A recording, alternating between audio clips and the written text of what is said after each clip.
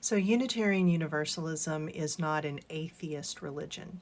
It is also not a theist religion because having a set of beliefs that everyone agrees to is not part of our religion. Instead, we are about how we are going to be with one another, how we are going to support one another, and what we can all do, the work that we can all do out in the world. We support each other in each person becoming their best, most authentic selves. And for some, what is going to be most true to them is not going to include any sort of a belief about a God or a force. For others, it absolutely will.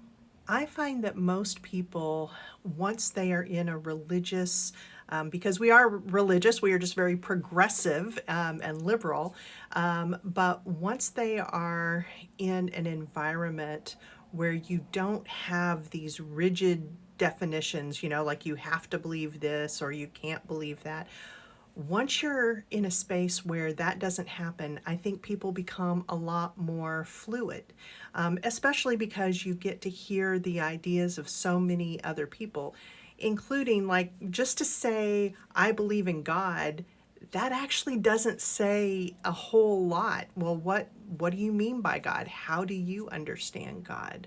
And that fluidity goes in all directions. I have, I know people who come into our religion who have, the way they've been raised. They have a certain belief in God. And as they get older and start deconstructing and really, going into some deep questions, they may lose that and they may become more atheist. But I also see the other way. I see people who come into Unitarian Universalism and they have absolutely like just rejected any idea, of God that they had been raised with.